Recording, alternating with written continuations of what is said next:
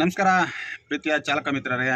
ನಮ್ಮ ಸಾರಿಗೆ ಸಚಿವರಿಗೆ ಇನ್ನೂ ಕೂಡ ಕೋರ್ಟ್ನ ಜಡ್ಜ್ಮೆಂಟ್ ಕಾಪಿ ಸಿಕ್ಕಿಲ್ಲ.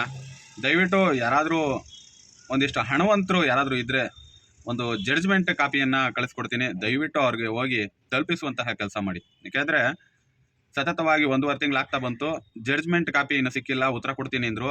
ಆವತ್ತಿನ ದಿನದಿಂದ ಅವ್ರಿಗೆ ಇನ್ನೂ ಜಡ್ಜ್ಮೆಂಟ್ ಕಾಪಿ ಸಿಕ್ಕಿಲ್ಲ. ಹಾಗಾಗಿ ದಯವಿಟ್ಟು ಯಾರಾದರೂ ಹೋಗಿ ಒಂದು ಜಡ್ಜ್ಮೆಂಟ್ ಕಾಪಿಯನ್ನು ಆದಷ್ಟು ಬೇಗ ಕೊಡಬೇಕು ಅಂತೇಳಿ ಕೇಳ್ಕೊಳ್ತೀನಿ. ಇನ್ನು ಕಮಿಷನರು, ಇವರು ಕಮಿಷನರಾ? ಸಾರಿಗೆ ಇಲಾಖೆಯಲ್ಲಿ ಕಮಿಷನರ್ ಅಂತ ಒಬ್ರು ಇದ್ದಾರಾ?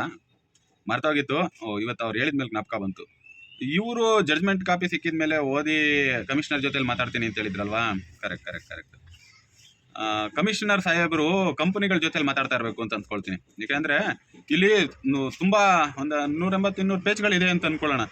200 ಪೇಜ್ ಓದೋ ಅಷ್ಟೊತ್ತಿಗೆ ಇವರಿಗೆ ಬೇಜಾರಾಗ್ಬಿಡ್ತದೆ. ಬೇಡ ಪಾಪ, ಎಷ್ಟೊಂದು ಕೆಲಸಗಳಿರ್ತವೆ, ಮಾನಸಿಕ ಒತ್ತಡಗಳು ರೀ.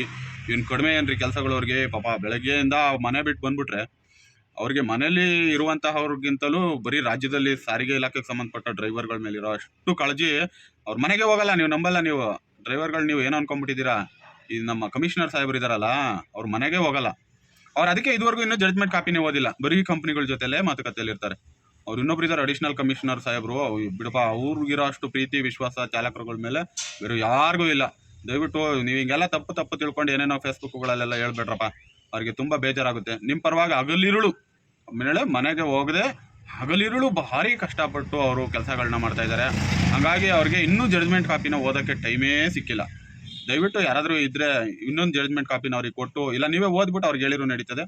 ಇಲ್ಲಾಂದರೆ ಕಂಪ್ನಿಯವ್ರ ಜೊತೆಯಲ್ಲಿ ಇನ್ನೊಂದು 2 ಸಲ ಸಿಟ್ಟಿಂಗ್ ಮಾಡೋಕ್ಕೆ ಹೇಳಿ. ಯಾವುದಾದ್ರೂ ಒಂದು ಐಷಾರಾಮಿ ಹೋಟೆಲ್ನಲ್ಲಿ ಒಂದು 2 ಸಲ ಸಿಟ್ಟಿಂಗ್ ಮಾಡೋಕ್ಕೆ ಹೇಳಿ. ಆವಾಗ ಆ ಜಡ್ಜ್ಮೆಂಟ್ ಕಾಪಿಲಿ ಏನು ಬರ್ದಿದೆ ಕಂಪ್ಲೀಟಾಗಿ ಅವ್ರಿಗೆ ತಿಳುವಳಿಕೆ ಸಿಗುತ್ತೆ. ದಯವಿಟ್ಟು ಅದೊಂದು ಮಾಡೋಕ್ಕೆ ಹೇಳಿಪ್ಪ. ಬೇಜಾರು ಮಾಡ್ಕೊಬೇಡಿ. ಹೇಳಿ, ಇದೊಂದು ಹೇಳಿ.